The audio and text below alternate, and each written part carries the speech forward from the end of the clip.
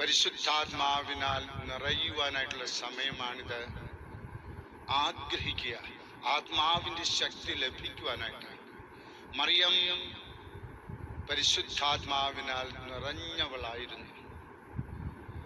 നമ്മുടെ സ്വർഗീയ അമ്മ ഈ സമയത്ത് നമുക്ക് പരിശുദ്ധാത്മാവിൻ്റെ കൃപ തരുന്നതിനായിട്ട് മാധ്യസ്ഥം വഹിക്കട്ടെ.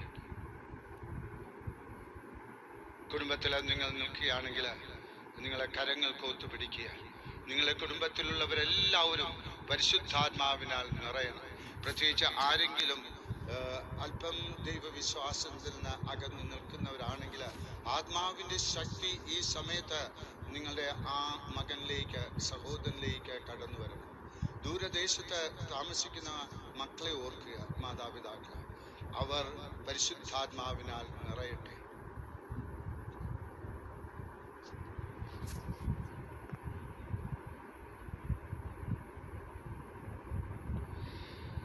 കർത്താവേ, സർവവിശുദ്ധിയുടെ